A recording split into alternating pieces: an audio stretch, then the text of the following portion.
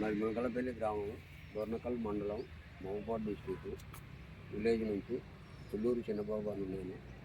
మాకున్న ఈ ఎకరంలో ఒక 10 గుంటలలో ఈ బెండ సాగు చేశాను. కావేరి వాళ్ళది శౌర్య రకము బాగుంది. ఇది కింద నుంచి 4 పక్కల 4 పిల్లకలు వచ్చినాయి. ఒక్కొక్క చెట్టుకి కాయ కూడా బాగున్నది.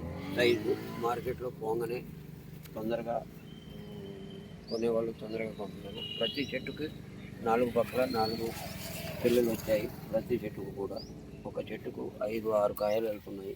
ఇలా చూసుకుంటే ఎత్తు తక్కువ, ఎదగటము, దిగుబడి బాగున్నది. ఇది ఎందుకని ఎవరన్నా మీరు రైతులు వేసుకోదలుచుకుంటే ఈ కావేరి సీడ్స్ వాళ్ళది సౌర్య వేసుకోగలరని మనం చేస్తున్నాం. మాకైతే చాలా సంతోషంగా ఉన్నది ఈ బెండ సాగు చేసుకుంటాం. ఈ చలికాలంలో వచ్చే ఈ తెగుళ్ళు కూడా బూడిద తెగులు, దోమ, ఇలాంటి తెగుళ్ళను కూడా తట్టుకుంటుంది. మేము పక్కమటి వేరే వేసాము కొద్దిగా, అది ఎత్తు బెగిరింది. అది కావేరి వాళ్ళదే, కానీ బూడిద రోగాన్ని చలికాలంలో తట్టుకునే చెట్టు ఉన్నది దీనికి. ఓకే, చాలా సంతోషంగా ఉంది ఈ బెండ సాగు. ధన్యవాదాలండి. ధన్యవాదాలు.